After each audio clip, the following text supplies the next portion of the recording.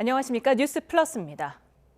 최상병 특검이 3특검 가운데 가장 먼저 수사를 마쳤습니다. 수사 외압 혐의로 윤석열 전 대통령 등을 재판에 넘겼지만 구명 로비 의혹의 실체는 밝히지 못했습니다. 우종훈 기자입니다.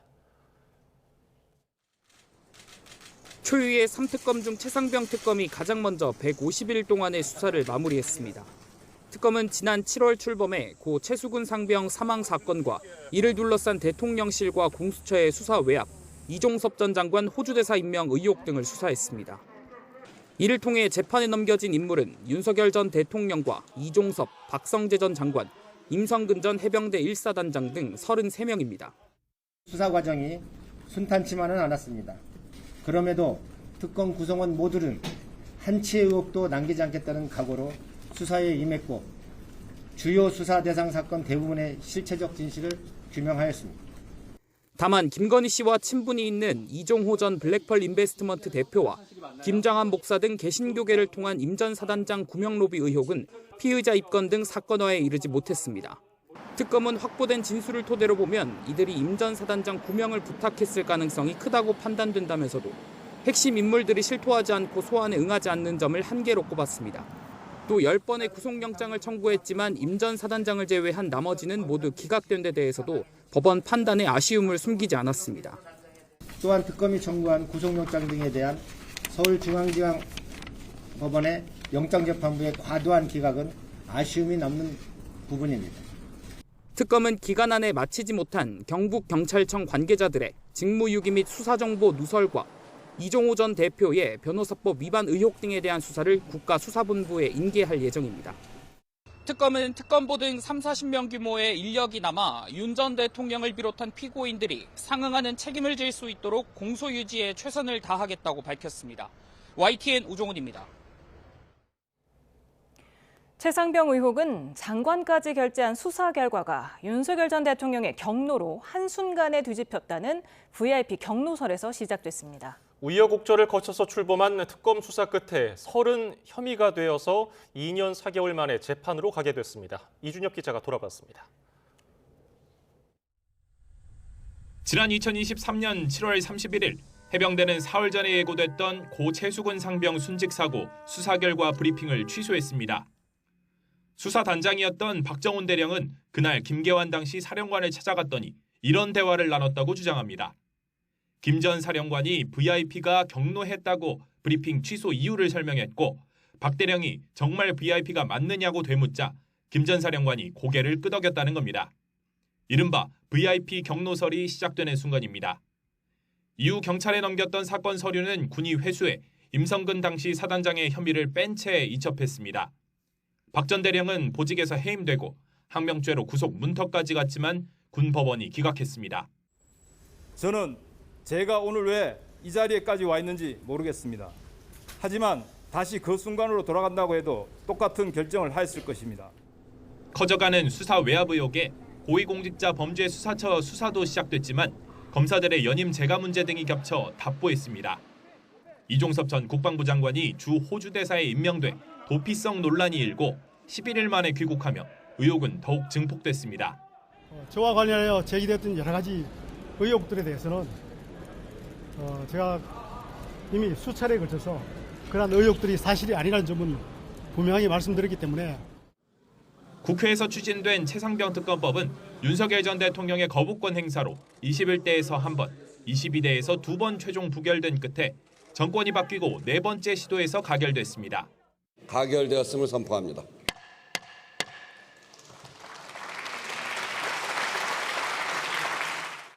그리고 최상병 특검 150일의 수사 결과 VIP 경로설과 도피성 호주대사 의혹 등은 모두 재판으로 가게 됐습니다. 최상병 순직 2년 4개월 만입니다. YTN 이준엽입니다.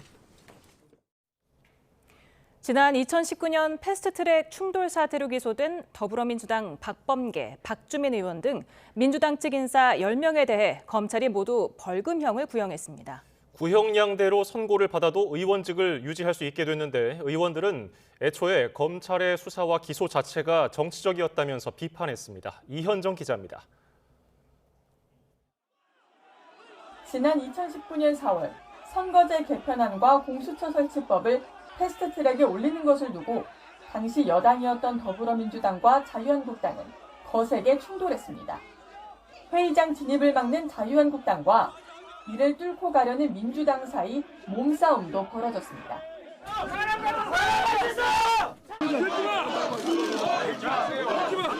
당시 자유한국당 의원 등 관계자 27명은 국회 선진화법 위반 혐의 등으로 기소됐고 민주당 의원과 보좌진 등 10명도 공동폭행 등의 혐의로 재판에 넘겨졌습니다. 자유한국당 측에 대한 1심 선고에 이어 이번엔 민주당 인사들에 대한 결심 공판이 사건 발생 6년 7개월, 기소 이후 5년 10개월여 만에 진행됐습니다. 검찰은 현직인 박범계 의원에게 벌금 400만 원, 박주민 의원에게 벌금 300만 원을 구형했습니다. 또 이종걸 표창원 전 의원에게 각각 벌금 700만 원과 500만 원, 김병욱 대통령실 정무비서관에게 벌금 1,500만 원을 구형하는 등 10명에게 모두 벌금형을 내려달라고 재판부에 요청했습니다.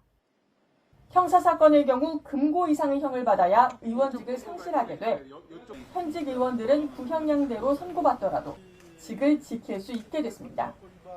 민주당 의원들은 애초에 검찰의 수사와 기소 자체가 정치적이었다고 비판했습니다. 이 사건의 전후의 과정, 가해자와 피해자가 둔갑한 그러한 정치 보복 기소라는 점을 충실히 말씀드렸고 다음 달 19일 1심 선고가 예정된 가운데 재판 결과에 대해 검찰이 어떤 반응을 보일지도 관심입니다. YTN 이현정입니다. 여야 의원이 연루된 패스트트랙 사건은 항소폭이 난타전으로 번지고 있습니다. 계엄 1년을 앞두고 전국 주도권을 잡기 위한 여야의 비방 수위도 높아지고 있습니다. 취재 기자를 연결합니다. 김다연 기자. 네, 국회입니다. 네, 항소 포기 사태를 두고 정치권 파장이 계속되고 있군요. 네, 대장동 사건은 검찰의 항소 포기 결정이 당연하다고 했던 민주당 패스트트랙 사건에서는 입장이 좀 다릅니다. 전현희 최고위원은 라디오 인터뷰에서 정치 검찰은 역시 고쳤을 수 없는 집단이라며 대장동 사건 때처럼 법무부 장관의 의견 제시가 필요하지 않았나 생각한다고 말했습니다. 김병기 원내대표도 일부 검사들을 향해 대장동 때는 호들갑을 떨더니 왜 이번엔 가만히 있냐고 주장했는데 직접 들어보겠습니다. 김만배, 남욱 등에 대한 항소포기 때는 벌떼처럼 일어나서 호들갑을 떨더니 왜 그 입 다물고 있습니까? 세상 무서운 줄 모르고 건방을 떠는 것에 불과하다는 거 이제는 좀 깨닫기 바랍니다. 국민의힘은 대장동 항소 포기 사태, 더 나아가 국정조사를 고리로 맹공을 이어가고 있는데요. 특위를 꾸려서 국조를 하자던 국민의힘은 민주당 주장대로 법사위에서 하되 나경원 의원의 간사 선임을 요구했는데 여당이 이를 받아들이지 않으면서 국정조사 협의는 평행선을 달렸습니다. 송원석 원내대표는 간사 선임과 증인 합의 채택 요구는 상식 아니냐며 민주당이 애초 국정조사를 할 마음이 없었다고 책임을 돌렸는데 발언 들어보겠습니다. 더불어민주당은 진정 야당 간사도 없는 일방적인 국정조사를 강행하겠다는 뜻입니까? 추미애 법사위원장의 독단적인 회의 진행, 비정상적인 행태를 그냥 계속하겠다는 통보입니까? 이에 민주당은 국정조사감도 안 되는데 받아줬더니 오히려 국민의힘이 조건을 걸며 딴짓하고 있다고 반박하지만 내부적으로는 굳이 할 필요가 있냐는 기류도 감지됩니다. 여당 원내 핵심 인사는 YTN과의 통화에서 대장동 이슈 자체가 사실 민주당에 좋지 않다며 국정조사 실익도 크지 않다고 말했는데요. 이렇게 민주당 내부적으로 온도차가 감지되면서 여야 간 협상도 공전만 이어질 가능성이 커 보입니다. 예, 계엄 1년을 앞두고 여야 여론전 수위도 높아지고 있죠? 네, 민주당은 추경호 전 원내대표의 구속심사를 고리로 총공세를 펼칩니다. 다음 주 2일 구속심사가 열리면 계엄 1년이 되는 3일 새벽 결과가 나올 가능성이 큰데요. 영장 발부든 기각이든 민주당의 전략은 분명합니다. 구속 시에는 국민의힘을 내란 정당으로 규정하며 해산 작업에 나선다는 계획이고 영장 기각 시에는 법원 불신을 명분 삼아서 사법개혁 드라이브에 박차를 가한다는 구상입니다. 국민의힘을 향해선 사과도 타이밍이라며 정당 해산이 민심이라고 주장했는데 정청래 대표 발언 직접 듣겠습니다. 1년 동안 사과하지 않다가 잠시 소나기 피하려고 사과한들 무슨 소용이 있겠습니까? 이제 와서 사과는 무슨 정당 해산해. 이것이 12.3 비상계엄 1년을 맞는 국민들의 심정입니다.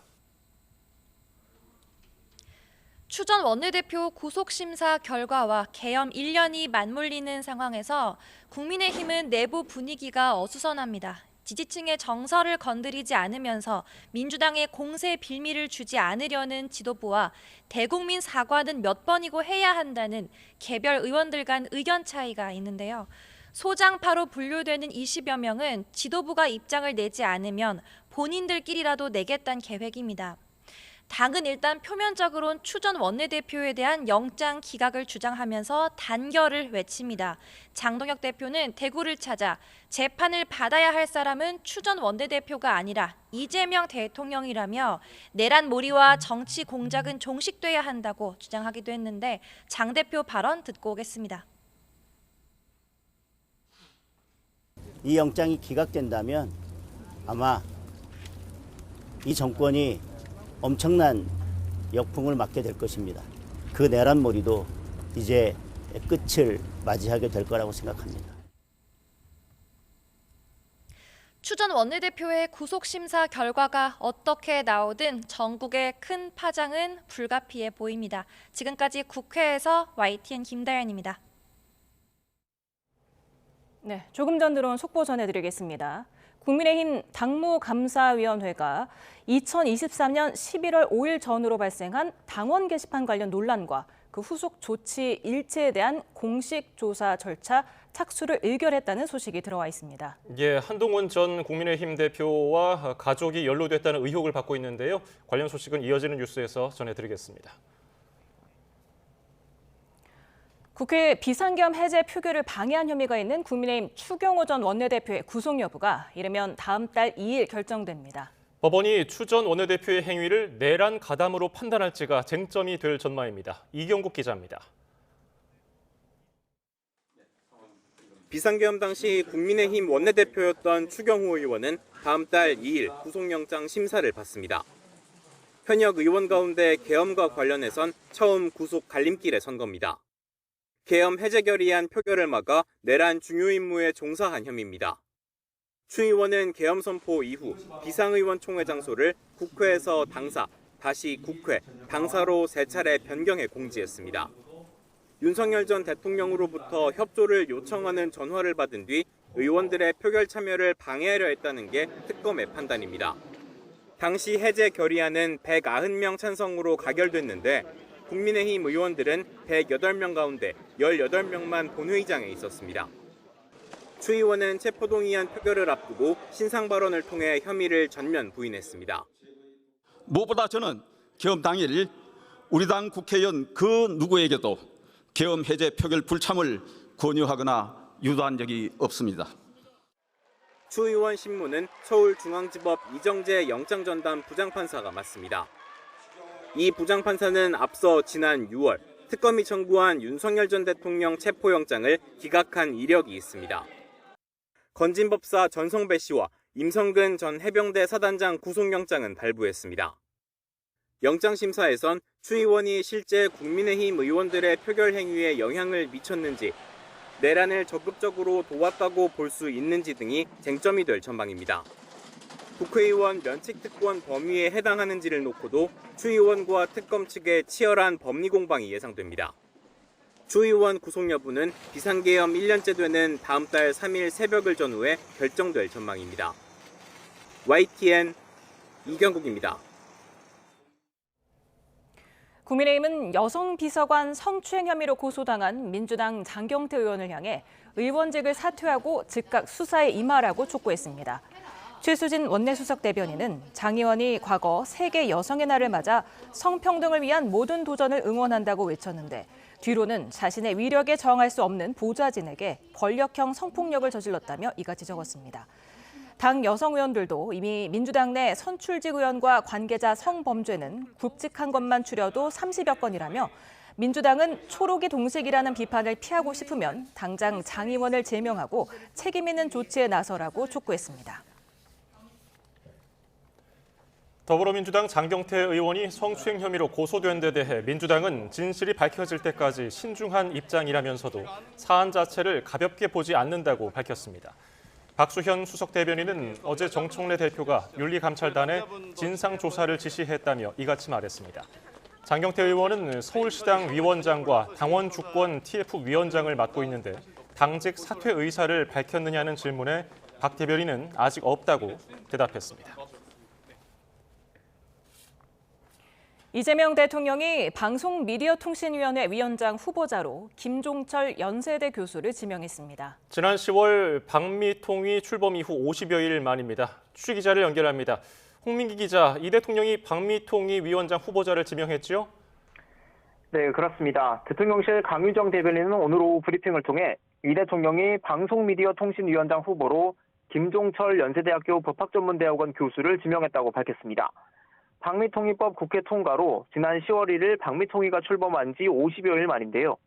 김 후보자는 한국언론법학회 회장과 공법학회 회장을 역임하고 정보통신윤리위원회 연구위원 등을 지냈습니다. 대통령실은 김 후보자가 급변하는 미디어 환경에 발맞춰 방송 미디어의 공공성을 회복하고 국민의 미디어 주권을 높여줄 것으로 기대한다고 밝혔습니다. 장관급인 방미통위위원장은 국회 인사청문회를 거쳐야 하는 만큼 이르면 다음 달부터 청문회 절차가 진행될 것으로 보입니다. 이 대통령은 오늘 대통령 몫의 방미통위위원으로 류신환 변호사도 함께 위촉했습니다.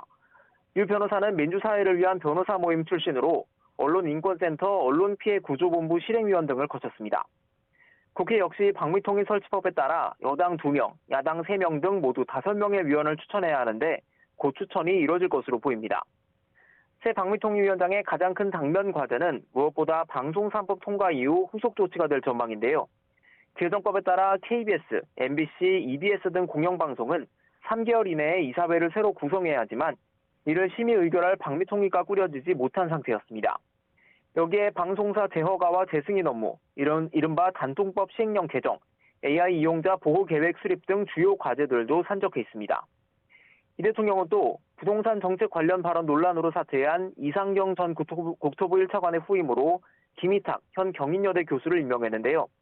김 차관이 검증된 전문성과 추진력을 바탕으로 공공성과 시장 기능이 조화된 부동산 정책을 설계할 거라고 밝혔습니다. 지금까지 대통령실에서 YTN 홍민기입니다.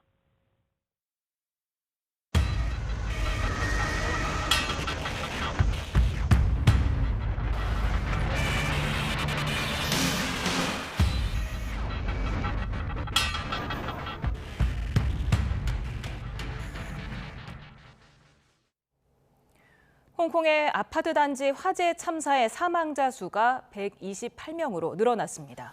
현장에 급파된 YTN 취재진이 생존자들을 위해서 꾸려진 임시 대피소에도 다녀왔습니다. 현지를 연결합니다. 강정규 특파원. 네, 홍콩입니다. 네, 인명피해가 또 늘었군요.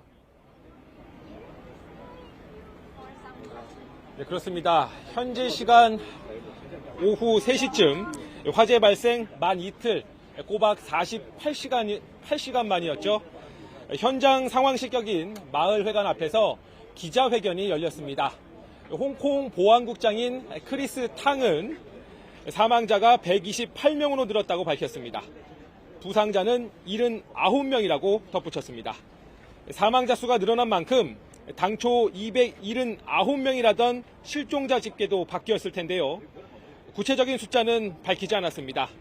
앞으로 시신이 더 발견될 수 있다고만 말했습니다. 실제 현장 상황실엔 피해자 가족들이 비통한 표정으로 드나드는 모습을 볼 수 있었는데요. 관계자들은 아파트에 갇혀 숨진 채 발견된 실종자 시신의 신원을 확인하는 절차라고 설명했습니다. 홍콩 최악의 참사로 불리는 이번 화재는 발생 43시간 만인 오늘 오전 10시 18분 진화 완료로 기록됐습니다. 예, 강정규 특파원 포함한 YTN 현장 취재팀이 생존 주민들을 위해 마련된 임시 대피소도 가봤죠? 네, 그렇습니다. 화재 현장에서 약 500m쯤 떨어진 곳에 중학교 한 곳이 있는데요. 생존자 900명쯤 되는 사람들의 임시 대피소로 꾸려졌습니다. 취재진들이 가봤을 땐 이재민 등록과 구호품 보급 작업으로 분주한 모습이었습니다. 하루아침에 집과 가족을 잃은 피해자들을 직접 만나볼 수 있었는데요. 근처 광장에선 언뜻 벼룩시장처럼 보이는 장터가 생기기도 했습니다. 홍콩 시민들이 자발적으로 가져온 옷가지며 생필품들을 무료로 나눠주는 곳이었습니다. 자원봉사자들은 홍콩 정부의 힘을 빌리지 않고 시민 스스로 조달하고 조직한 것이라고 강조했습니다. 또 하늘에 눈이 있다. 이재민이 아닌 사람은 물건을 가져가지 말라고 하는 경고 문구도 군데군데 보였는데요. 이재민을 가장해 공짜 구호품을 장바구니에 담는 도덕적 회의도 적지 않았다는 방증입니다. 지금까지 홍콩 화재 현장에서 YTN 강정규입니다. 충북 청주에서 40일 넘게 실종된 여성을 살해한 혐의로 50대 남성이 증거인멸과 도주 우려 등의 이유로 구속됐습니다. 구속 전 피의자 신문을 3시간 앞두고 심사를 포기하면서 법원에는 출석하지 않았는데 앞선 경찰 조사에서 범행 일체와 시신 유기 장소 등을 털어놓기도 했습니다. 김기수 기자입니다. 40일 넘게 실종된 여성을 살해한 혐의를 받는 54살 김모 씨. 김 씨는 구속 전 피의자 신문 3시간을 앞두고 청주지방검찰청에 실질심사 포기서를 제출했고 법원 출석과 소명 없이 검찰이 제출한 서류 등으로만 심사가 이뤄졌습니다. 앞서 김 씨는 경찰 조사에서 실종 여성을 살해하고 시신과 차량을 유기했다고 자백했습니다. 이 진술을 토대로 경찰은 충북 음성에 있는 건물 폐수 처리 시설 안에서 피해 여성의 시신을 실종 44일 만에 찾았습니다. 시신이 발견된 곳입니다. 김 씨의 거래처 중 하나로 폐수 처리 시설 안 첫 번째 수조에서 발견됐습니다. 깊이 4m 정도 되는 수조에 시신을 마대자루에 넣고 은닉한 것으로 파악됐는데 피의자는 충북 진천과 음성 일대 업체를 돌며 수질 관리를 해주는 회사 관계자였던 것으로 전해졌습니다. 당연히 놀라죠. 성실하게 일을 잘하시는 분인데 그런 명의자로 잡혀갔다 그러니까 경찰 분들한테 안내만 해드렸는데 사실 확인이 되니까. 김 씨는 피해 여성을 흉기로 수차례 찔러 살해한 뒤 피해 여성의 차량 번호판을 바꾸면서 경찰 추적을 피해왔습니다. 하지만 수사망을 좁혀오던 경찰에 긴급 체포됐고 추궁 끝에 범행 일체를 털어놨습니다. 경찰은 시신 부검을 통해 피해자에게서 다수의 찔린 상처 등을 확인했다면서 DNA 대조와 약동물 검사 등 정밀 검사를 진행할 방침이라고 설명했습니다. 경찰은 국립과학수사연구원의 부검 결과를 토대로 정확한 범행 동기와 심리 상태 등을 집중적으로 수사할 방침입니다. YTN 김기수입니다. 수원지법은 연인 관계였던 남성을 시켜 택배 차량에 불을 지르게 하고 택배업체 관계자를 살해하라 지시한 30대 여성 택배 대리점 사장 A씨에게 징역 6년을 선고했습니다.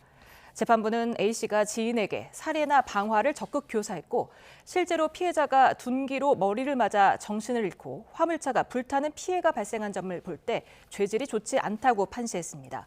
A씨는 지난해 10월 옛 연인이었던 30대 남성 B씨에게 대리점 소속 택배기사의 택배차에 불을 지르게 하고 또 다른 택배업체 관계자를 살해하라 지시한 혐의가 있습니다. 지난 8월 캄보디아 범죄 단지에서 발생한 한국인 대학생 고문 살해 사건의 주범인 제중국 동포가 현지 경찰에 붙잡혔습니다. 외교가에 따르면 캄보디아 수사당국은 현지 시간 27일 수도 프놈펜의 한 식당에서 살인 등 혐의가 있는 리모 씨를 체포했습니다. 리 씨는 지난 8월 캄보디아 보코산 인근에서 20대 한국인 대학생 박모 씨를 고문하고 살해한 혐의를 받습니다. 위례 신도시 개발 특혜 의혹으로 재판에 넘겨진 유동규 전 성남도시개발공사 기획본부장 등에 대해 검찰이 실형을 구형했습니다. 검찰은 오늘 서울중앙지법에서 열린 유 전 본부장의 부패방지법 위반 등 혐의 공판에서 징역 2년을 선고해달라고 재판부에 요청했습니다. 또 함께 기소된 남욱 변호사와 정영학 회계사에 대해 징역 2년과 추징금 14억 1,062만 원을 선고해달라고 요청했습니다.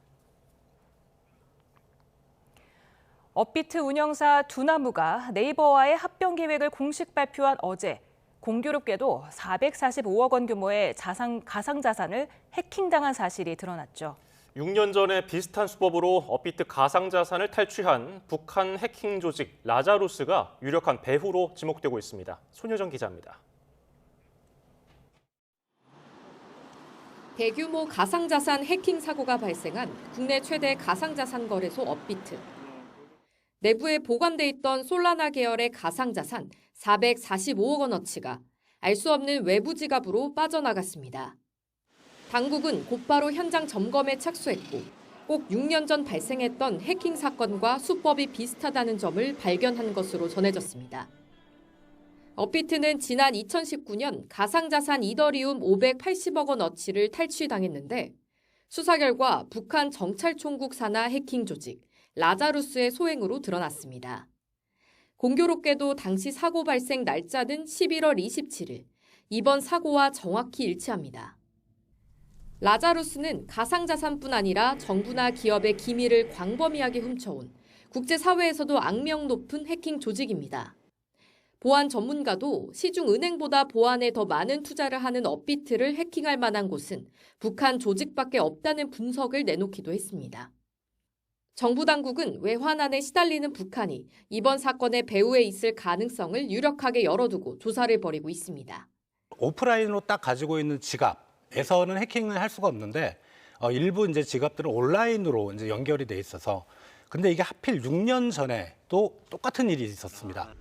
업계에서는 이번 해킹이 네이버 파이낸셜과 두나무의 기업 결합 심사에 영향을 미치지는 않을지 주목하고 있습니다. YTN 손효정입니다. 국내 주택을 보유한 외국인이 10만 명을 넘어서면서 이제 우리나라는 외국인 집주인 10만 명 시대를 맞이하게 됐습니다. 이 가운데 절반 이상을 중국인이 차지했습니다. 최두희 기자입니다. 올해 6월 말 기준 우리나라에서 주택을 보유한 외국인 수가 처음으로 10만 명을 넘었습니다. 외국인이 소유한 국내 주택도 10만 가구를 훌쩍 넘겼는데 6개월 단위로 보면 꾸준히 증가 추세입니다.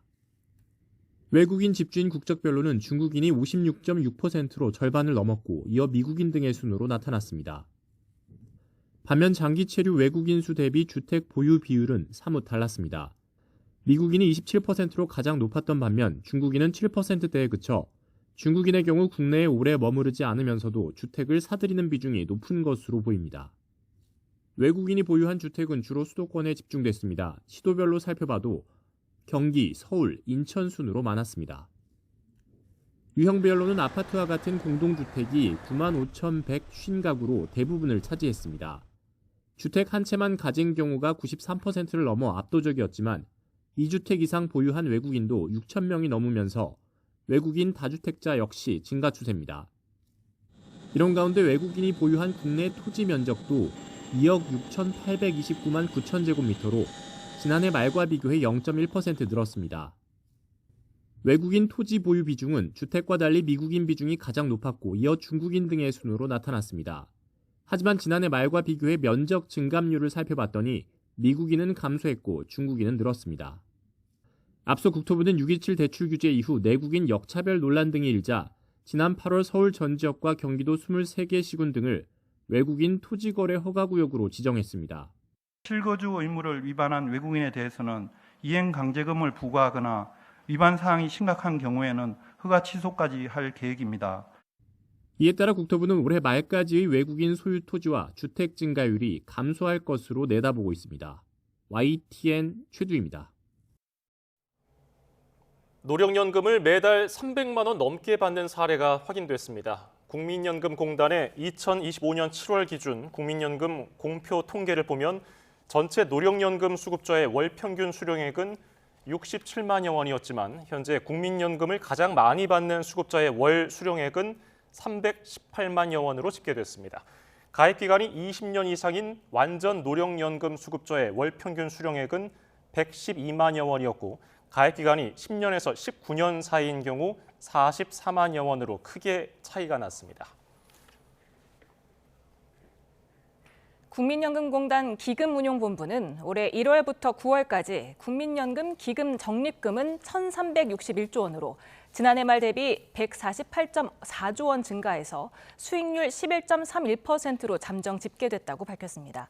올해 수익금은 138.7조 원이고 1988년 국민연금 제도가 도입된 이래 누적된 기금 운용 수익금은 876조 원입니다. 국내 주식이 47.3%로 수익률이 가장 높았고 해외 주식이 12.95%, 국내 채권 2.51% 순이었습니다. 외국인이 2조 원 넘게 순매도하면서 코스피가 나흘 만에 하락 마감했습니다.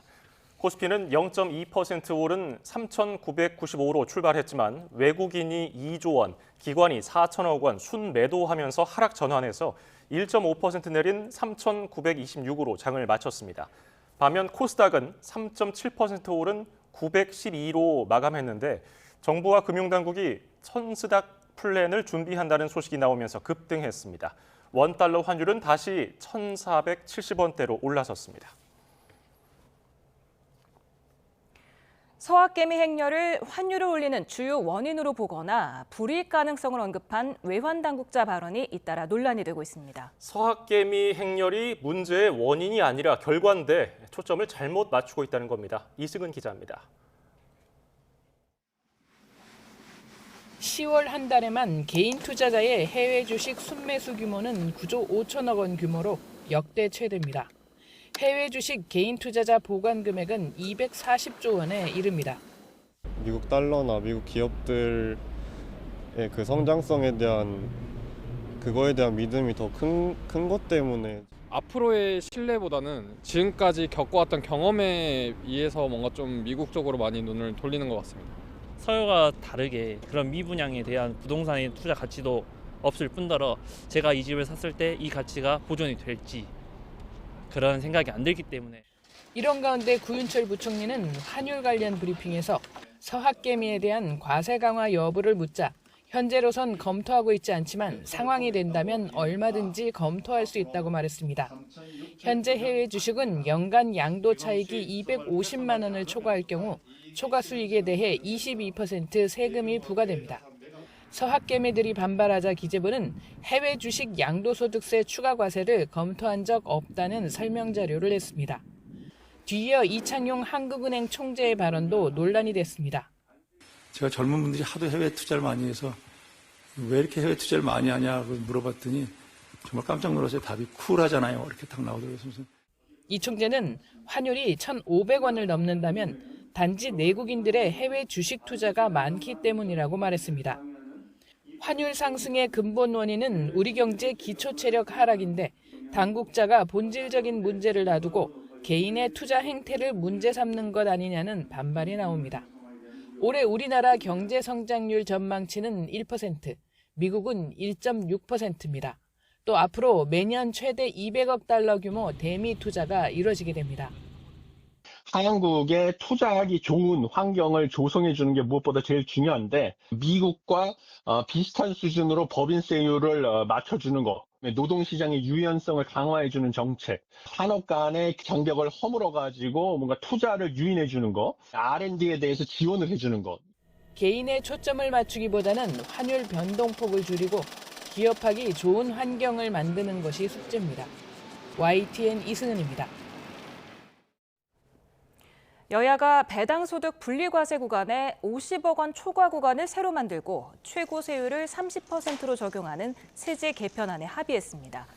2천만 원 이하는 14%, 2천만 원 초과 3억 원 미만은 20%, 3억 원 초과 50억 원 미만은 25%, 50억 원 초과 구간은 세율 30%가 적용됩니다. 양당 간사는 신설된 50억 원 초과 구간 과세 대상자가 100명 정도라며 과세 형평성 차원에서 마련했다고 설명했습니다. 이재용 삼성전자 회장의 장남 이지호 씨가 오늘 해군 소위로 정식 임관했습니다. 지호 씨는 제139기 해군 임관식에서 교육기간 중 우수한 성과를 보인 기수 대표로서 후보생 전체를 통솔했습니다.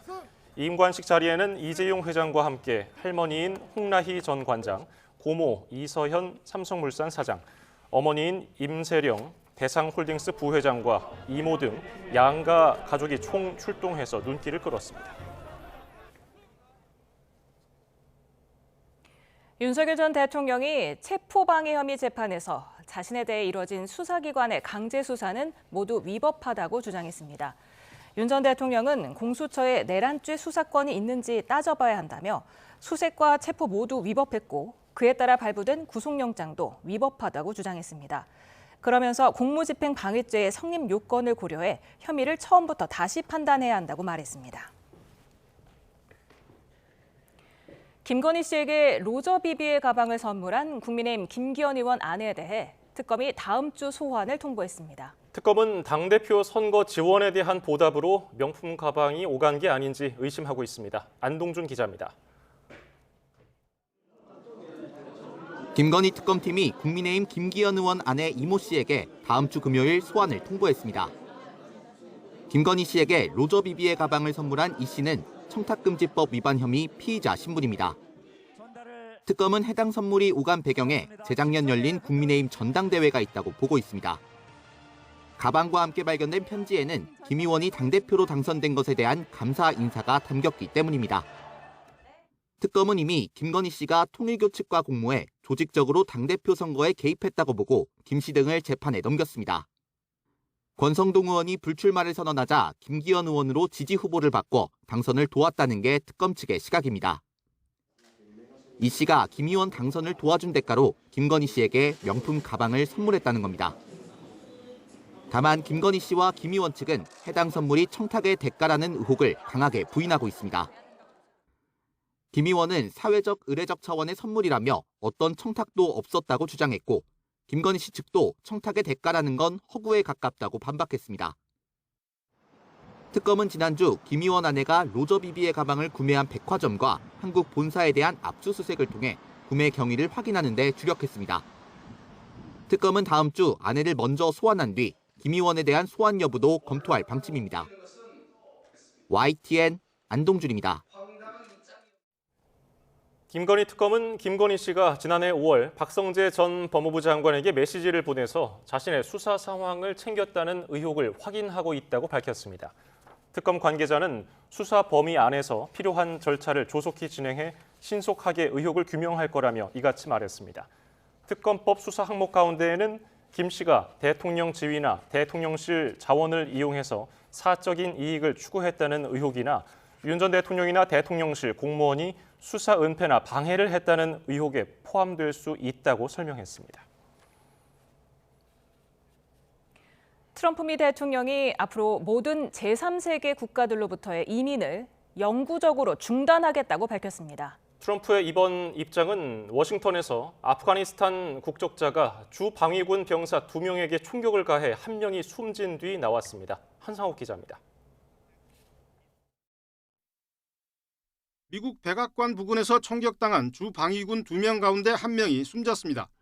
총격범은 아프가니스탄 국적의 29살 라마눌라 라칸왈입니다. 라칸왈은 미 중앙정보국 CIA가 훈련한 아프간 대테러 부대 제로부대에서 활동하다 2021년 미군 철수 당시 미국으로 건너와 망명 신청을 한 것으로 전해졌습니다. 용의자는 서부 워싱턴주에서 동부 워싱턴 DC까지 대륙을 횡단한 것으로 파악됐습니다. 워싱턴 DC 검사장은 미국의 수도를 표적으로 삼으려는 의도였다며 법이 허용하는 최대한 책임을 묻겠다고 강조했습니다. Is you pick the wrong target, the wrong city, and the wrong country, and you will be sorry for the violence and the evil that you perpetrated in our nation's capital.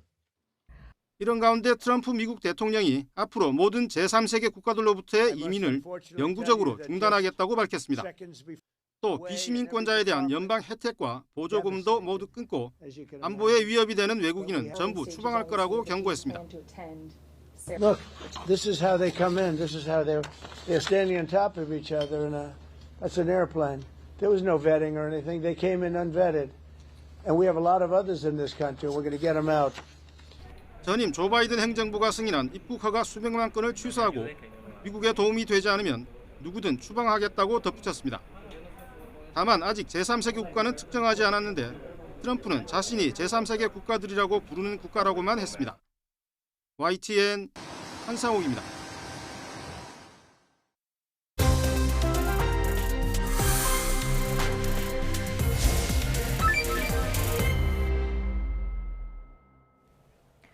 충북 청주에서 실종된 50대 여성 44일 만에 결국 시신으로 발견됐습니다. 예, 피해자를 살해하고 시신을 유기한 범인은 전 남자친구였는데요. 경찰은 사이코패스 검사를 결정했습니다.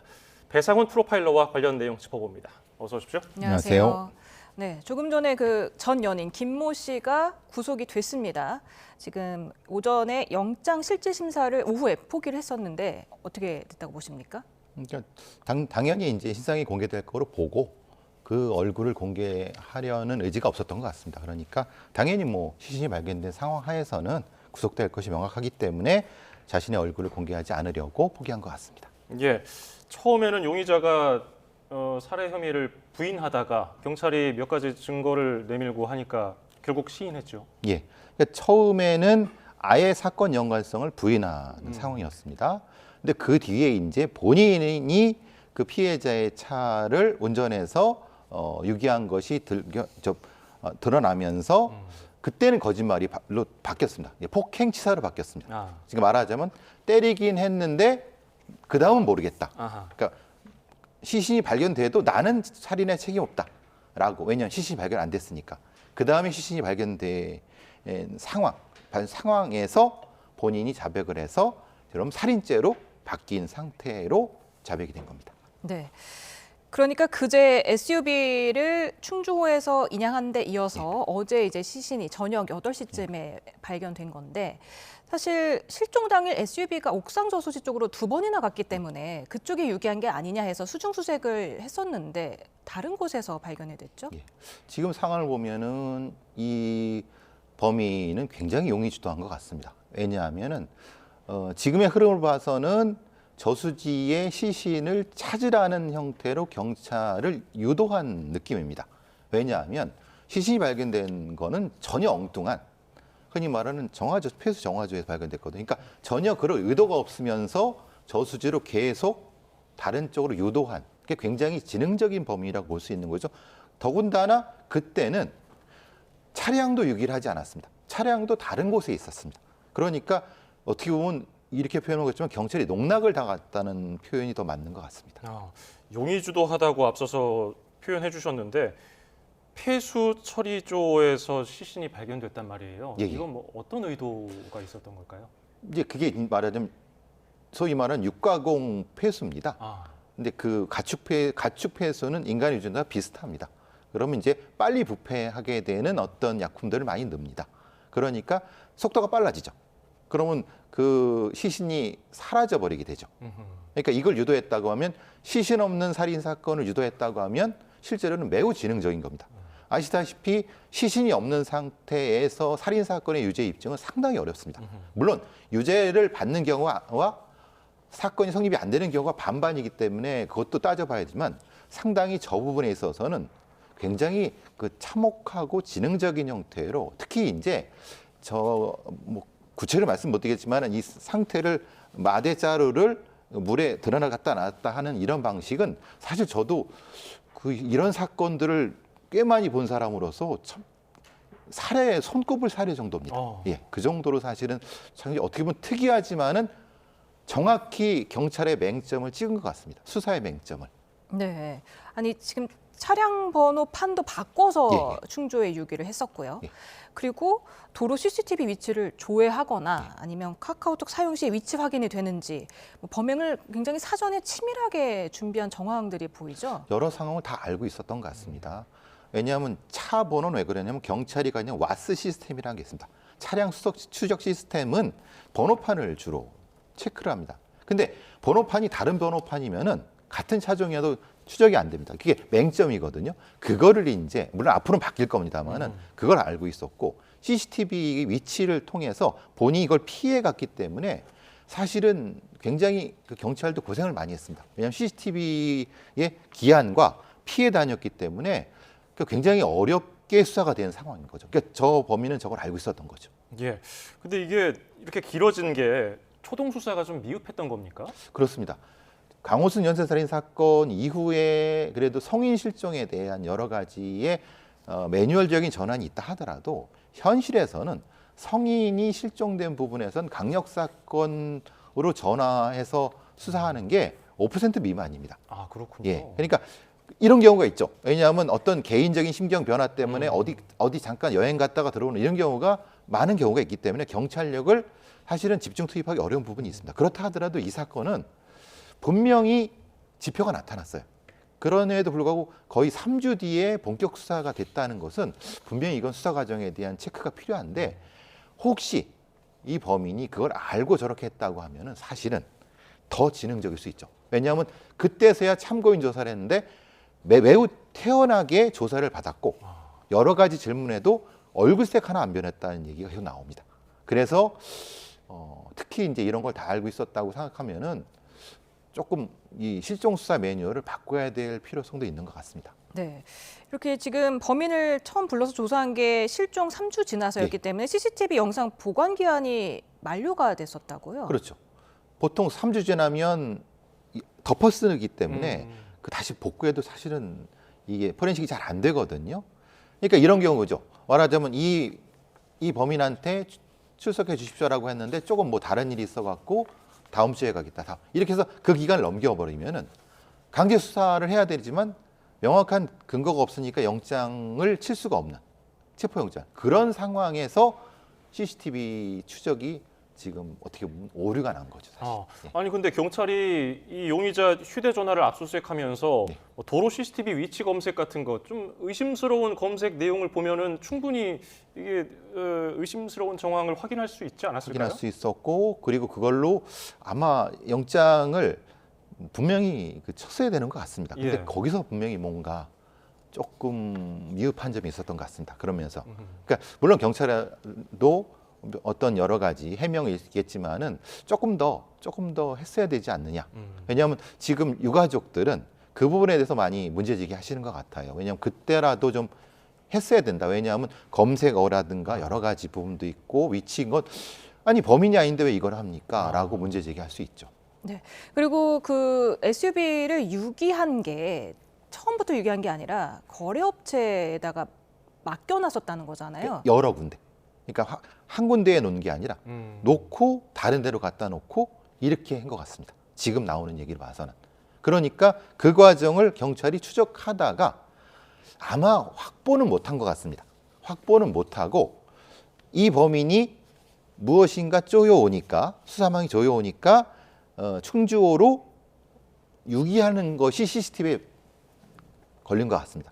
그래서 그걸 역추적해갖고 저 업체에 있는 그때 있었다라는 걸 확인한 것 같습니다. 만약에 이것이 아니라 그 업체에 있는 저 SUV가 있는데도 불구하고 그냥 방치했다면 이건 큰 문제가 되거든요. 그건 직무유기가 될 수 있고 굉장히 심각한 문제가 될 수 있고 왜냐하면 그 안에 지금 다량의 혈흔이 있었다고 하지 않습니까? 그러면 만약에 시신의 거기에 있는 혈액의 양에 따라서 유무죄가 갈립니다. 왜냐하면 인간의 혈액이 4리터인데 2리터 넘어가면은 유죄가 될 수 있는데 그걸 만약에 그러니까 없어진 상태로 했다고 하면 그건 무죄가 날 수도 있는 겁니다. 근데 이걸 놓쳤다고 하면 경찰이 책임을 져야 되는데 그래서 그 부분을 명확히 좀 밝혀야 될 것 같습니다. 그렇군요. 그런데 그제 충주호에서 그 문제 SUV가 발견돼서 인양됐잖아요. 그러면은 용의자가 좀 조급해진 마음에 거기다가 다시 빠뜨려 놨다고 봐야 될까요? 그렇죠. 그러니까 만약에 그냥 아무런 활동 없이 그냥 버텼다고 하면은 저 차를 찾았을까라는 조금 걱정은 듭니다. 근데 경찰이 여러 가지 면에서 압박을 하니까 움직이게 된 거고 그 움직인 것을 경찰이 다행히 행적을 추적하다가 찾은 거죠.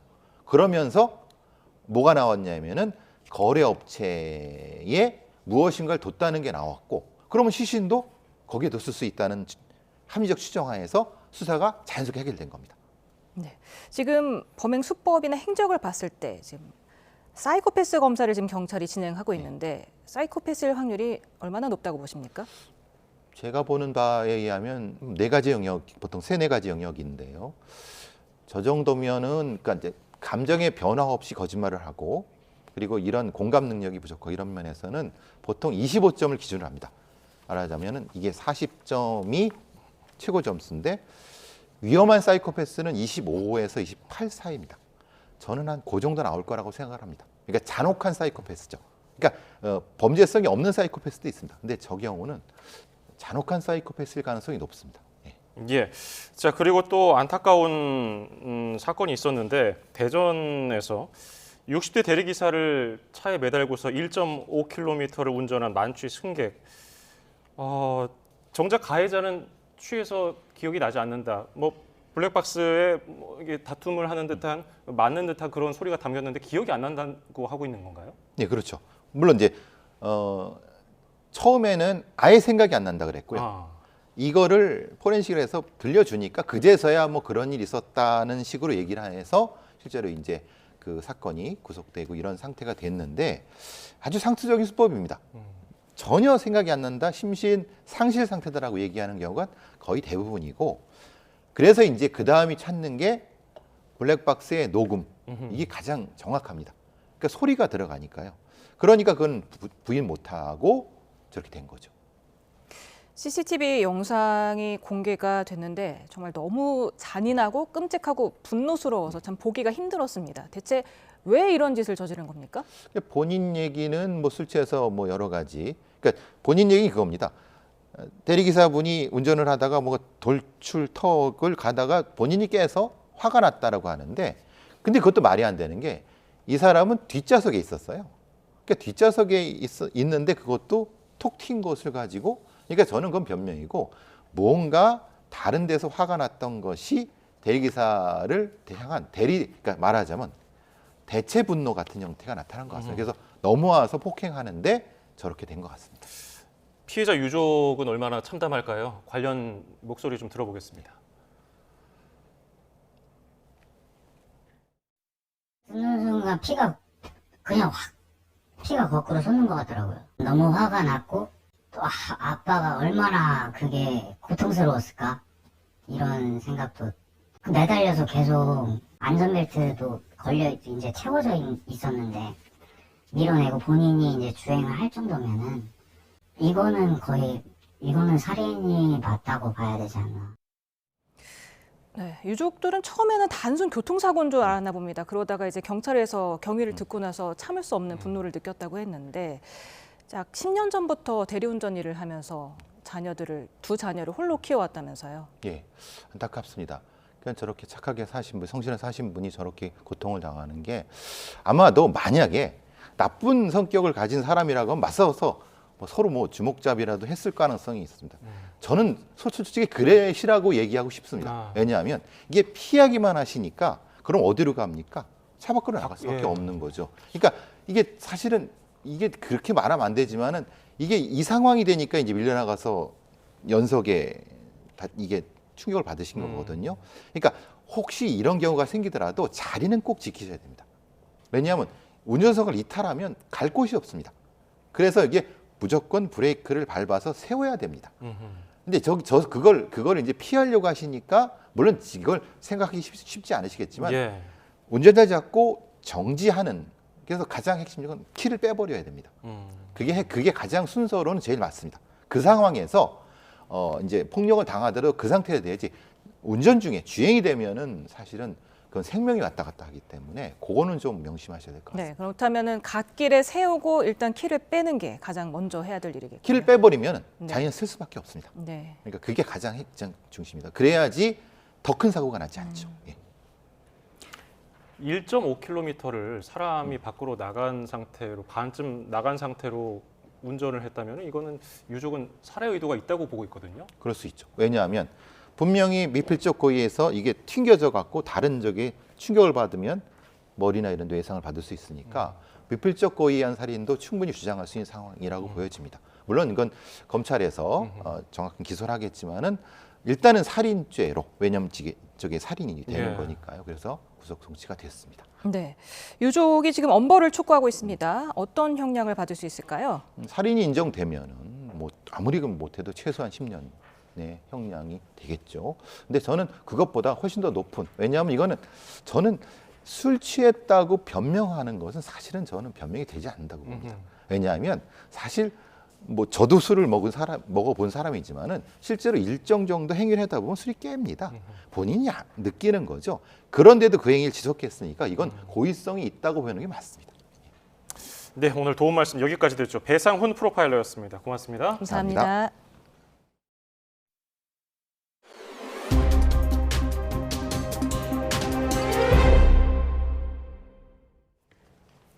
미국 최대의 명절인 추수감사절을 맞아 약 100년 전통을 자랑하는 뉴욕 최대의 퍼레이드에 K-팝 데몬헌터스 캐릭터가 등장했습니다. 캐대헌 캐릭터는 물론 연기와 노래를 담당한 가수들이 직접 무대에 올라서 주인공 역할을 맡으며 K-컬처의 높아진 위상을 뽐냈습니다. 뉴욕 이승윤 특파원입니다.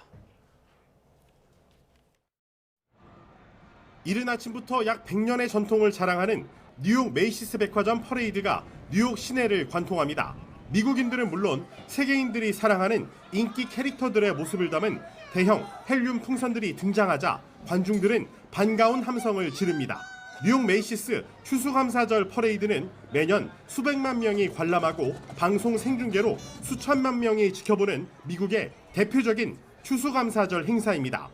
It's very exciting to see it the 99th anniversary of the parade. We were hoping to come next year too to see the 100th anniversary, but it's always wonderful to see so many different kinds of floats and balloons come down the streets. We're really excited. We're happy to be here at the parade, and we're seeing some of her favorite characters. So it's really special to us to see her favorite characters. 인기 캐릭터들의 대형 풍선과 가수들의 라이브 이동 무대, 브로드웨이 뮤지컬 공연이 이어지면서 맨해튼 도시 전체가 무대로 변합니다.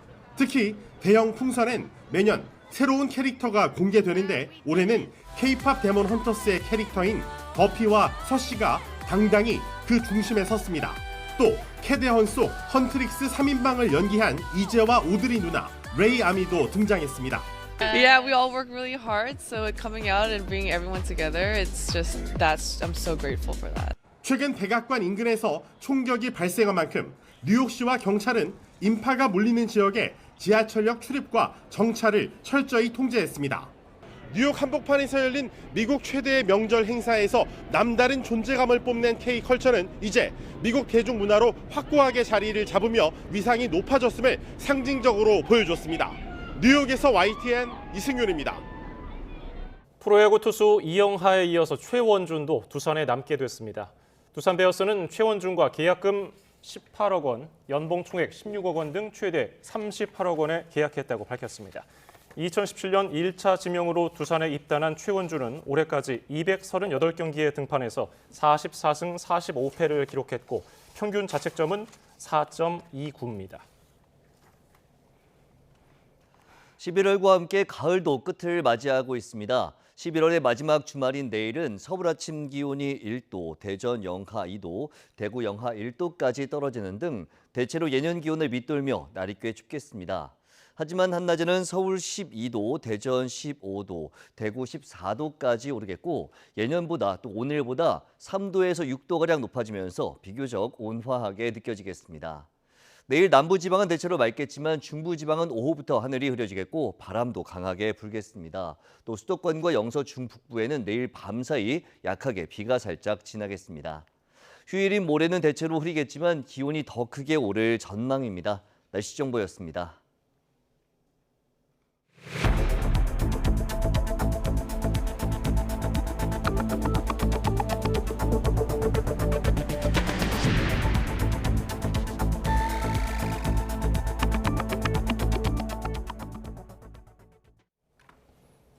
지난 2019년 패스트트랙 충돌 사태로 기소된 더불어민주당 박범계, 박주민 의원 등 민주당 측 인사 10명에 대해 검찰이 모두 벌금형을 구형했습니다. 구형량대로 선고를 받아도 의원직을 유지할 수 있게 됐는데 의원들은 애초에 검찰의 수사와 기소 자체가 정치적이었다면서 비판했습니다. 이현정 기자입니다.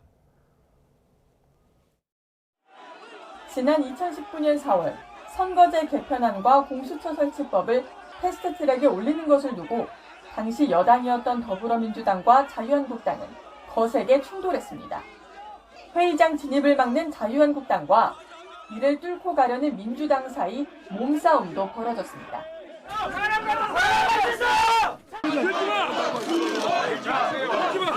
당시 자유한국당 의원 등 관계자 27명은 국회 선진화법 위반 혐의 등으로 기소됐고 민주당 의원과 보좌진 등 10명도 공동 폭행 등의 혐의로 재판에 넘겨졌습니다. 자유한국당 측에 대한 1심 선고에 이어 이번엔 민주당 인사들에 대한 결심 공판이 사건 발생 6년 7개월, 기소 이후 5년 10개월여 만에 진행됐습니다. 검찰은 현직인 박범계 의원에게 벌금 400만 원, 박주민 의원에게 벌금 300만 원을 구형했습니다. 또 이종걸 표창원 전 의원에게 각각 벌금 700만 원과 500만 원, 김병욱 대통령실 정무비서관에게 벌금 1,500만 원을 구형하는 등 10명에게 모두 벌금형을 내려달라고 재판부에 요청했습니다.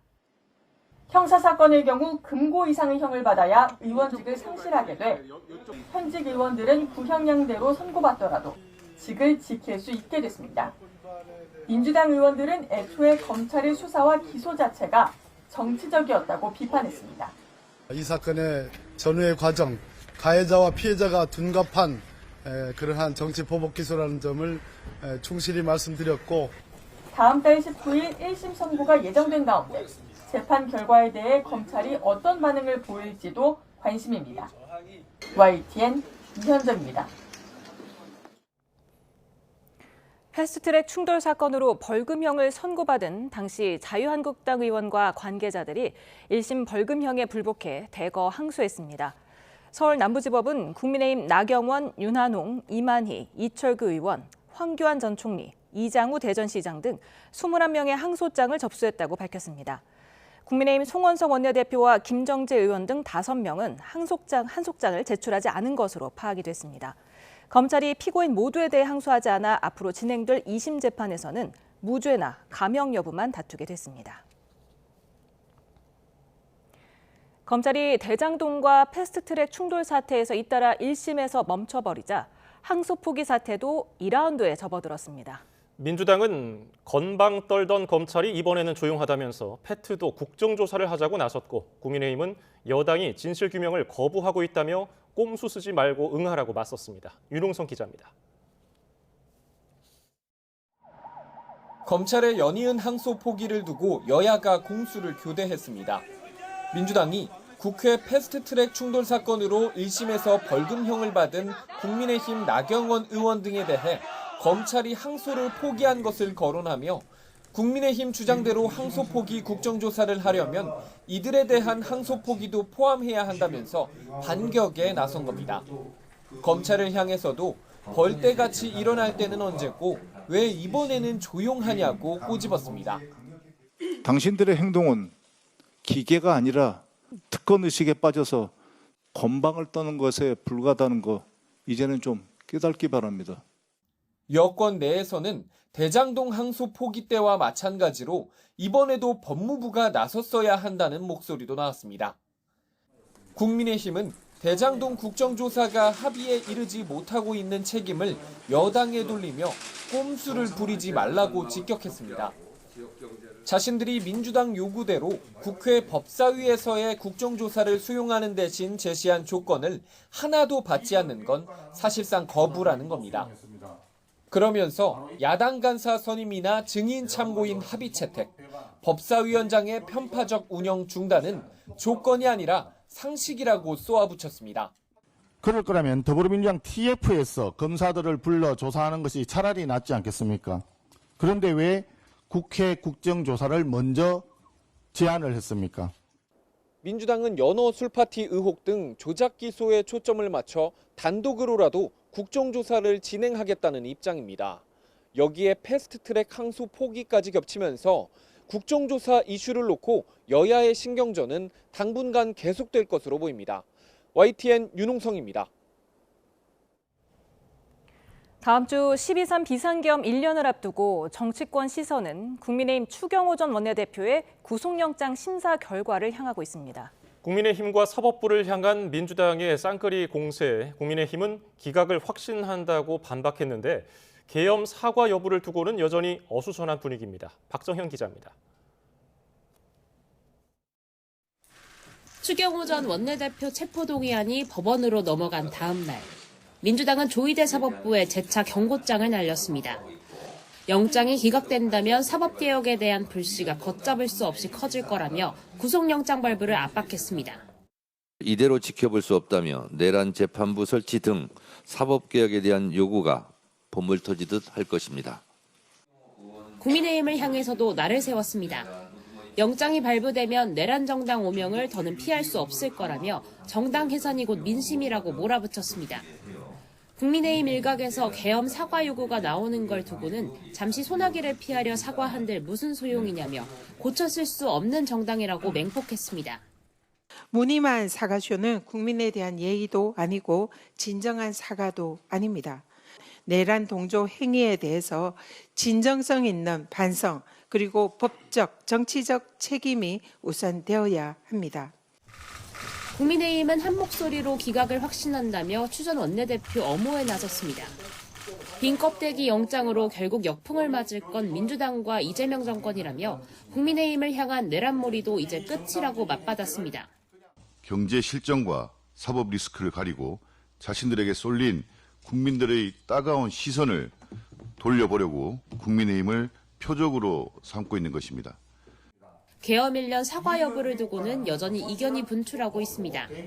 지도부 차원 메시지가 없을 경우 연판장 등 집단 행동에 나설 수 있다는 공개 발언까지 나오며 분위기는 그야말로 살얼음 판입니다.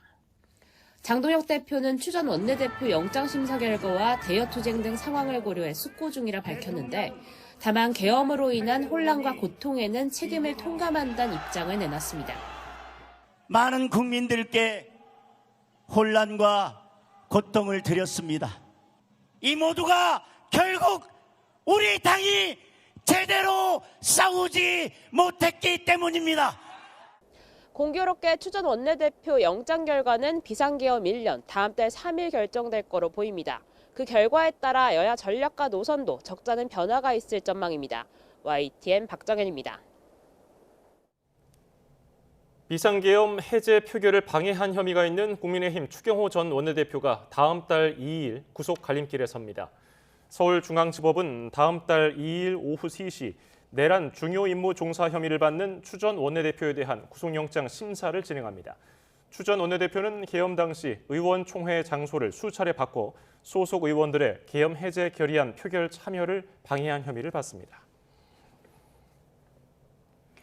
3특검 가운데 가장 먼저 수사를 마친 최상병 특검은 모두 10건의 구속영장을 청구했지만 이 가운데 9건이 기각됐습니다. 결국 최상병 사망 책임과 관련해서 임성근 전 해병대 1사단장만 구속 기소했는데 앞으로 치열한 법정 다툼이 예상됩니다. 조성호 기자입니다.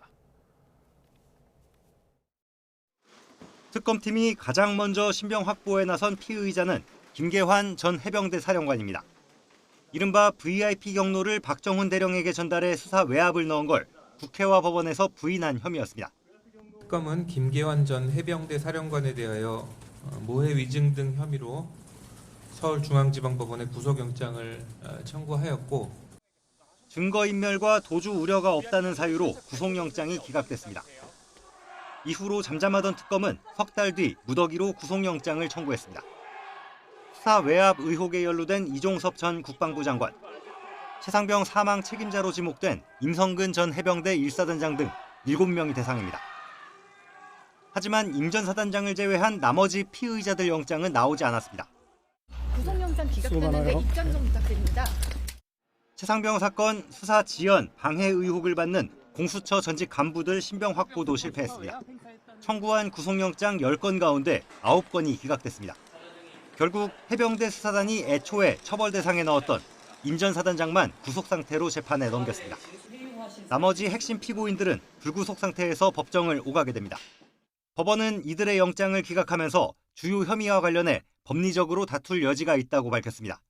최상병 사건을 둘러싼 여러 의혹에 대한 특검 수사의 최종 성과는 치열한 법정 공방을 통해 드러날 전망입니다. YTN 조성호입니다. 최상병 특검은 임성근 전 해병대 사단장에 대한 여러 방향의 구명 로비 시도에 대해 가능성이 상당하다고 평가하면서도 별도의 입건 없이 수사를 마무리지었습니다. 정민영 특검보는 여러 시도가 어떻게 현실화됐는지 밝히지 못했고 의혹 단계이기 때문에 경찰에 사건을 인계할 수도 없다며 이같이 말했습니다. 특검은 향후 재판 과정에서도 가능한 방법을 사용해 윤 전 대통령 수사 외압에 다른 동기가 있었는지 더 확인할 거라고 설명했습니다. 최상병 특검이 가장 먼저 활동을 마친 가운데 내란 특검과 김건희 특검은 다음 달까지 수사를 이어갑니다. 현재까지 수사 상황을 김영수 기자가 정리했습니다. 준비 기간을 일부 반납하며 수사에 속도를 냈던 내란 특검은 윤석열 전 대통령을 재구속하면서 조기에 성과를 냈습니다.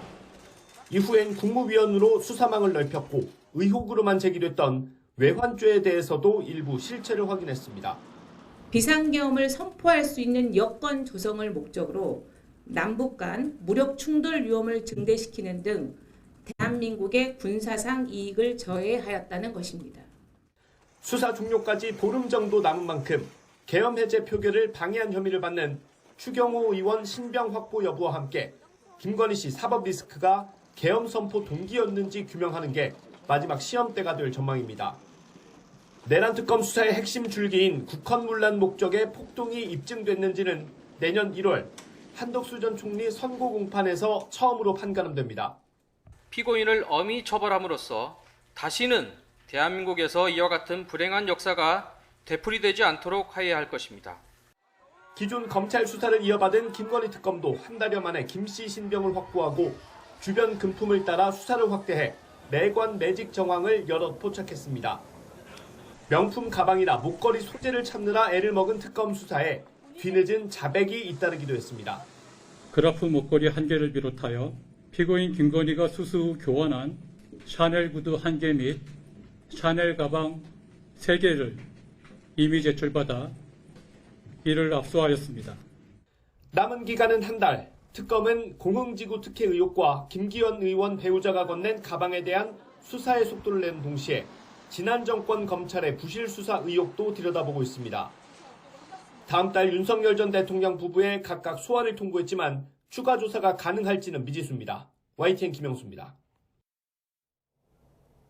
김건희 씨에게 명품 가방을 전달한 혐의를 받는 국민의힘 김기현 의원의 배우자가 다음 주 특검에 소환됩니다. 김건희 특검은 다음 달 5일 김기현 의원 배우자 이모 씨를 청탁금지법 위반 혐의 피의자 신분으로 불러 조사한다고 밝혔습니다. 이 씨는 지난 2023년 김기현 의원이 당대표에 선출된 이후 김건희 씨에게 100만 원대 로저비비의 가방을 전달한 혐의를 받고 있습니다. 양측은 가방을 주고받은 사실은 인정하면서도 의례적인 차원의 선물이었다고 해명하고 있습니다. 방송통신위원회의 YTN 최대 주주 변경 승인을 취소해야 한다는 법원 판단이 나왔습니다. 재판부는 2인 체제 의결이 위법하다고 봤습니다. 신규혜 기자가 보도합니다. 방송통신위원회는 지난해 2월 YTN의 최대 주주를 유진 ENT로 변경하는 안건을 승인했습니다. 방통위는 위원장을 포함해 모두 5명의 상임위원으로 구성되는데 세 자리가 공석인 상태에서 김홍일 위원장과 이상인 부위원장이 참석한 회의에서 의결됐습니다. 언론노조 YTN 지부와 우리사주조합은 2인 체제 의결이 위법하다며 방통위를 상대로 승인을 취소해달라는 행정소송을 냈습니다. 1심 법원은 YTN 우리사주조합의 손을 들어줬습니다.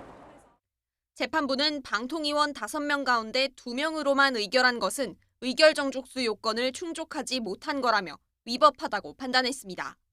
재적위원 과반수 찬성을 규정한 방통위법에 대해선 합의제 기관인 만큼 실질적으로 기능하려면 상임위원 5명 가운데 3명 이상이 있어야 한다고 해석했습니다.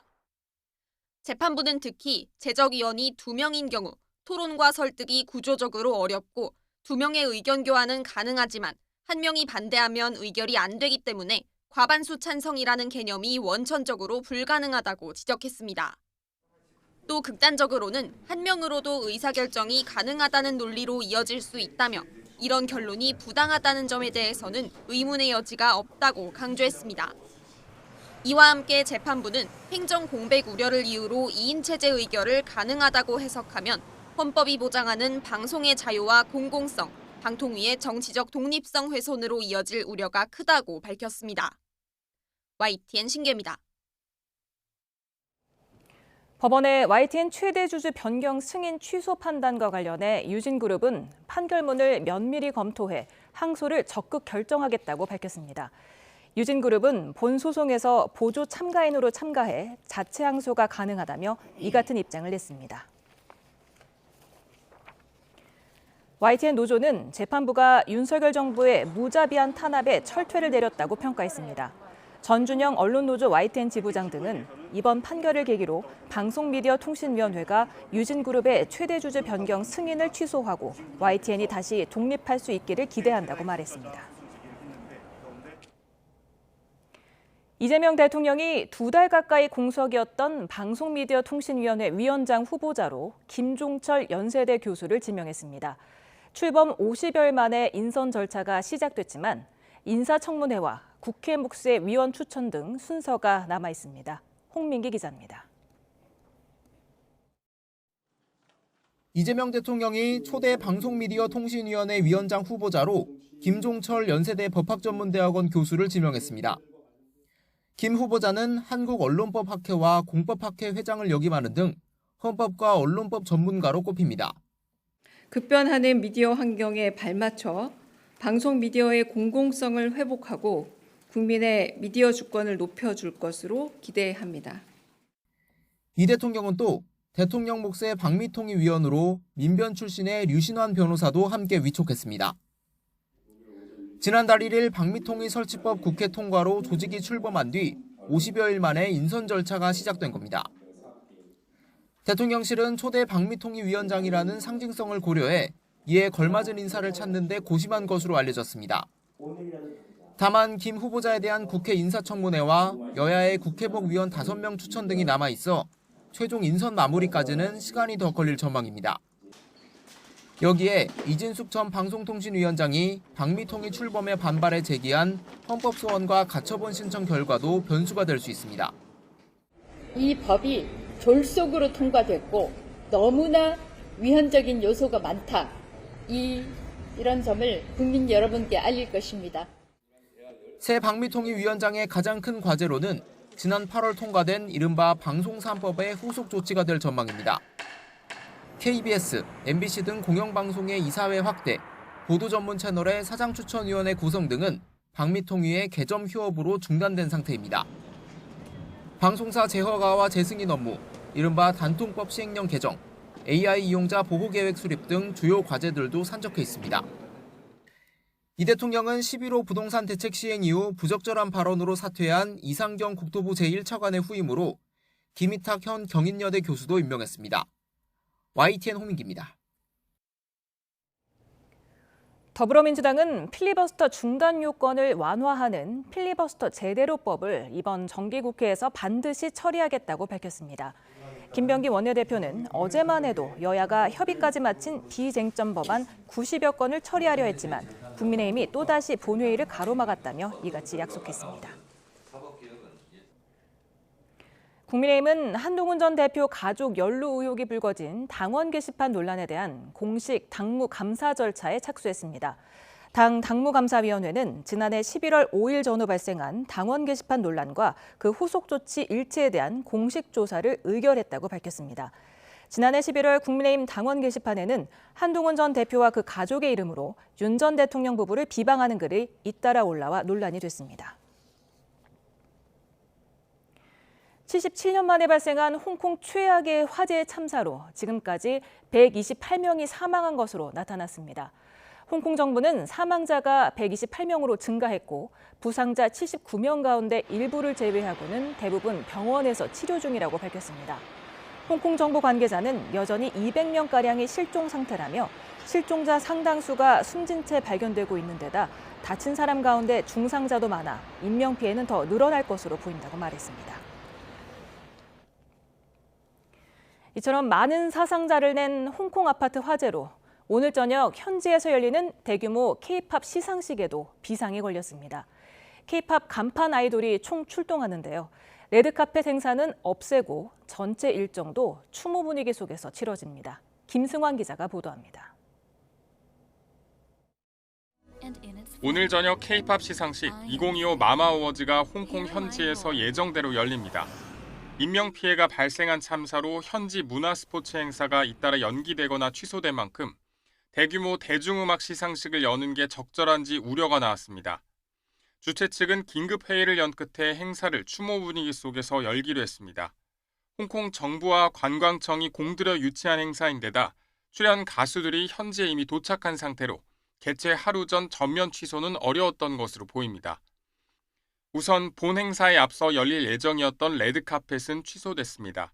현지 애도 분위기에 맞춰 화려한 무대 연출을 지향하고 추모의 시간을 마련합니다. 주최 측은 피해자 지원을 위한 기부 의사도 밝혔습니다. 이번 행사는 오늘은 배우 박보검, 내일은 배우 김혜수의 진행으로 홍콩 카이탁 스타디움에서 열립니다. 지드래곤, 스트레이키즈, 에스파, 아이브 등 K-팝을 대표하는 아이돌들이 무대에 올라 현지 팬들 수만 명과 만납니다. SM 엔터테인먼트와 이번 시상식에 참여하는 에스파 라이즈가 기부금을 내기로 했고 YG 엔터테인먼트 역시 이에 동참하는 등 참사 희생자들을 돕기 위한 온정의 손길이 이어지고 있습니다. YTN 김승환입니다. 반도체 기저효과로 지난달 산업 생산이 5년 8개월 만에 가장 큰 폭으로 줄었습니다. 소매 판매는 긴 추석 연휴로 식자재 수요 등이 늘면서 3.5% 증가했습니다. 오인석 기자입니다. 지난 9월 20% 가까이 증가했던 반도체 생산이 10월에는 26.5% 급감했습니다. 최근 AI 훈풍으로 글로벌 반도체 수요가 늘어나는 추세와는 별개로 9월 생산 급증에 따른 기저효과가 크게 작용했습니다. 지난달 전산업 생산은 광공업과 서비스업이 함께 줄며 한 달 전보다 2.5% 감소했습니다. 5년 8개월 만에 최대폭 감소입니다. 광공업 생산이 4% 줄었는데 반도체 생산이 줄어든 게 큰 영향을 미쳤습니다. 기저효과라든지 반도체 가격 급등으로 인한 어떤 지수상의 하락이 있었고요. 최근 한은 등 관련된 국내 기관의 전망과 마찬가지로 당분간 반도체 업황 전체는 지수 하락은 있었지만 앞으로 크게 괜찮을 것으로 예상하고 있습니다. 소비 지표는 회복세를 보였습니다. 소매 판매는 전달보다 3.5% 증가하며 석 달 만에 플러스로 돌아섰습니다. 음식료품이 12.6% 증가했는데 긴 추석 연휴로 식자재 수요가 늘었고 의복 판매도 증가했습니다. 투자 지표는 부진했습니다. 설비 투자는 기계료와 운송 장비 투자가 주로 14.1% 감소했고 건설 투자도 건축과 토목에서 공사 실적이 줄며 20.9% 감소했습니다. 종합적인 경기 상황을 보여주는 동행 종합지수 순환변동치는 전달보다 0.4포인트 하락했고 향후 경기 국면을 예고해주는 선행 종합지수 순환변동치는 전달과 동일한 수준을 나타냈습니다. 정부는 월별 등락이 큰 가운데서도 산업활동 주요 지표들은 대체로 개선 흐름을 지속하고 있는 것으로 평가하면서 성장 모멘텀이 확산할 수 있도록 정책 노력을 강화해 나갈 방침이라고 밝혔습니다. YTN 오인성입니다.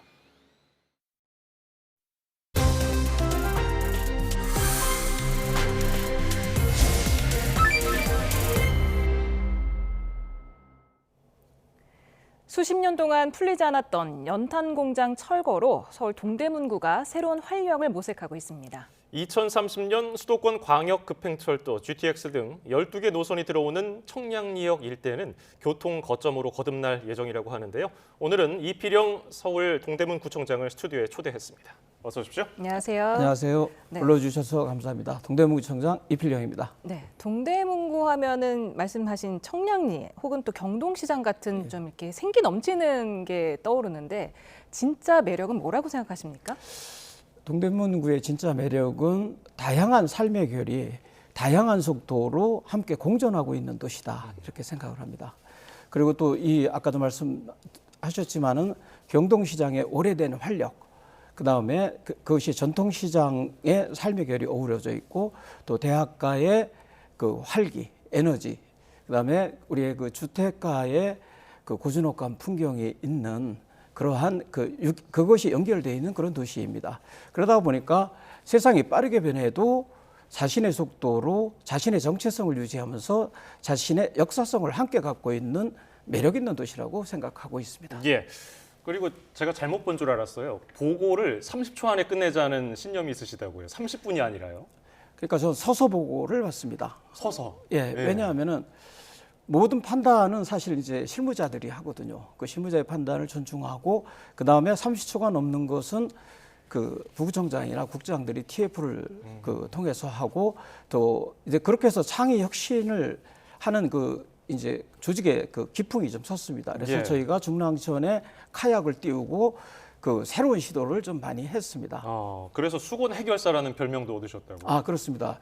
저희가 이제 56년 동안 해결치 못했던 삼천리 연탄 공장을 풀어서 이제 주민의 체육 복합 공간으로 이제 열어가려고 준비하고 있고, 20년 동안 그 울타리를 쳐놨던 전농동 그 학교 부지가 이제 서울 시립 그 동대문 도서관으로 이제 거듭나고 있습니다. 그리고 저희들이 30년 동안 그 무질서 했던 그 거리 보행, 그러니까 거리 가게를 그 저희들이 좀 철거하고, 한 거리 가게가 578개인데 268개를 저희가 철거를 했습니다. 그래서 그 거리 가게를 철거하는 과정에서 특사경 제도와 그 실명제를 통해서 그 책임과 권리를 명확히 했죠.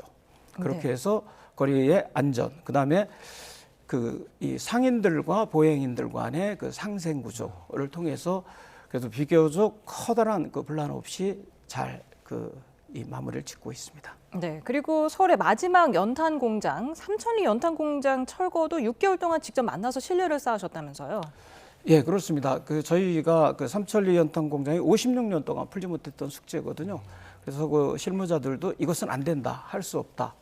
그랬었는데 이 일종의 그 패배주의, 이제 이것이 가장 큰 문제였습니다.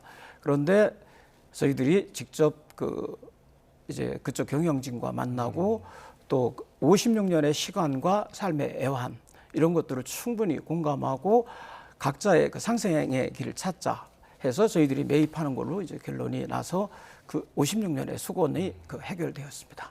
예. 불법 노점 정비도 이슈였는데요. 거리 가게 실명제, 이 방식을 도입하셨다고 들었는데 마찰은 없었습니까? 마찰이 상당히 좀 있었습니다. 그리고 이제 저희들이 거리 가게를 처음 이제 철거하고 했을 때 사실은 거리 가게 무질서했고, 밤에는 그 보행의 안전을 우리가 담보할 수가 없었습니다. 그래서 이제 그 보행 안전에 대해서 이 쾌적한 거리를 좀 만들자, 안전한 거리를 만들자에 대해서 그 주민들이 의견의 일치를 좀 했습니다. 네, 미래청사진도 여쭤보겠습니다. 2030년 12개 철도 노선이 만나는 청량리역을 중심으로 청량 개벽 프로젝트를 추진 중이라고 들었습니다. 2030년에는 청량리가 어떤 모습일까요? 청량리는 저희 발전의 핵심 거점이라고 할 수 있습니다. 2030년이면 12개 노선이 들어오거든요. 12개 노선이 들어오면 사람이 흐르는 도시가 되고, 이 흐르는 도시에서 사람이 멈추는, 사람이 머무는 도시의 그 플랫폼을 저희가 만들려고 합니다. 그래서 이 청량리역을 축으로 해서 전통시장 활성화, 그다음에 대학가의 그 문화 활성화, 그 거리를 잇는 지식의 거리와 또 빛의 거리, 이것을 통해서 도시를 유기적으로 연결하는 그 하드웨어를 지금 완성하고 있고요. 그것이 이제 뒷받침되는 것이 그 전농동에 있는 서울시 입동대문 도서관, 그것이 이제 보이지 않는 그 소프트웨어를 받쳐줄 겁니다. 그 소프트웨어라고 하는 것은 이제 도서관이 들어오면 도서관이 들어오는 것이 아니라 이 교육과 문화와 예술이 들어옵니다. 그것은 우리에게 새로운 성장 동력으로서의 활력 거점을 줄 것으로 확신하고 있습니다. 예. 공교육 투자도 많이 신경 쓰시는 것 같아요. 서울 자치구 중에서 학생 1인 기준으로 교육경비 보조금이 가장 많은 곳이 동대문구라고 들었는데요. 어떤 내용입니까? 예, 그렇습니다. 저희가 어떤 의미에서는 동대문구가 교육의 사각지대입니다. 유명한 학원도 별로 없고, 이게 여러 가지로 이제 좀 열악한 환경인데, 이것을 어떻게 깰 수 있을까를 고민했는데 공교육 활성화가 답이다. 그래서 교육경비 보조금이라고 있습니다. 저희가 총 250억 원의 교육비를 우리 동대문에 투자를 하는데, 저희가 처음에 80억이었던 것을 155억으로 인상을 해서 아이들에게 학력 신장과 공간 혁신, 그다음에 교육 프로그램을 새롭게 하고 AI 시대의 행정, 그다음에 AI 시대의 교육 프로그램을 통해서 아이들이 ICT 정보통신 기술에 직접 접속할 수 있는 그런 교육 환경을 만들어주고 있습니다. 그것을 저희는 이제 공교육의 힘이라고 생각하고, 결국 우리가 세상을 살아나가는데 아이가 삶의 결, 아이가 받은 교육, 그다음에 아이가 받은 어떤 이 몸의 근육으로다가 산다고 생각을 하거든요. 그래서 이제 그런 부분이 공교육이 주는 힘이라고 생각합니다. 아마 한 2, 3년이나 3, 4년 뒤면은 공교육 정상화의 성지, 그러면 동대문으로 할 것으로 확신하고 있습니다. 네. 지난달에 말이 세상을 바꾼다라는 에세이를 출간하셨던데 이게 베스트셀러에 올랐어요? 예, 그렇습니다. 5세까지 나왔습니까, 벌써? 예, 5세 나왔습니다. 제가 이제 동대문 구청장을 하면서 말의 힘을 많이 느꼈습니다. 또 우리가 동대문이 변화되는 것을 느꼈고, 제가 동대문을 변화시키면서 고체 도시, 또 탄소 중립 도시, 스마트 도시를 걸었는데 그것이 실제적으로 구현이 되었고요. 또 하나가 말의 힘을 느꼈습니다.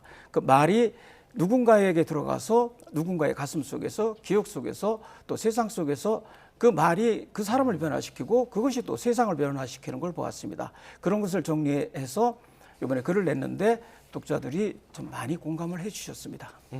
집필 배경이기도 했지만은 여러 현장 다니면서 동대문 구민들에게 여러 가지 얘기도 들으셨을 것 같아요. 가장 기억에 남는 말씀이 있습니까? 저희 사실 이제 우리가 현장을 중시하는 것은 말을 들으러 가는 것이거든요. 근데 참 여기서 말씀드리긴 그렇지만 듣기 싫은 말을 참 많이 듣습니다. 그래서 좀 두렵기도 한데, 그런데 참 놀라운 것은 주민들께서 말을 들어주시고 나면은 청장님 고맙습니다, 참 위로가 됩니다 하는 그 말의 울림이 상당히 컸고요. 또 하나가 우리 동대문이 변하고 있다, 이런 말씀을 들으면 세상의 변화는 책상이 아니라 현장에서 이루어지고 있구나, 이것을 아주 강하게 느끼고 아주 커다란 보람을 느끼고 있습니다. 네, 많은 말씀도 들었지만 본인이 직접 본인한테 말씀을 좀 이렇게 하시거나 가족들한테 하는 말씀도 있을까요? 저희 아버지께서 이제 평소에 많이 하시는 말씀인데, 괜찮다, 다시 하면 된다. 이것이 이제 저에게 가장 울림이 큰 말 중에 하나입니다. 예, 오늘 말씀은 여기서 줄이겠습니다. 이필영 서울 동대문 구청장이었습니다. 고맙습니다. 감사합니다.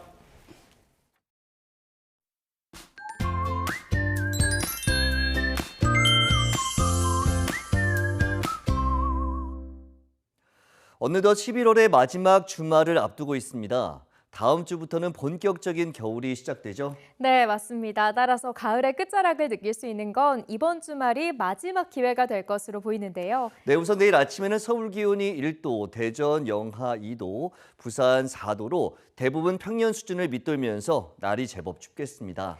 하지만 낮 동안에는 서울 12도, 대구 14도, 광주는 16도까지 오르는 등 평년 수준을 3에서 5도가량 웃돌겠고, 오늘보다도 4에서 6도가량 높아 상대적으로 더 온화하게 느껴질 수 있겠습니다. 따라서 낮 동안 바깥 활동하기 무난하겠지만 일교차가 크게 벌어지는 만큼 옷차림과 건강 관리에 유의하시기 바랍니다. 내일은 전국이 대체로 맑겠지만 아침까지 내륙을 중심으로 서리가 내리거나 물이 어는 곳이 있겠고, 중부지방은 오후부터 구름량이 점차 늘겠습니다. 또 내일 밤사이 수도권과 영서 중북부에는 약한 비나 빗방울이 떨어지는 곳이 있겠습니다.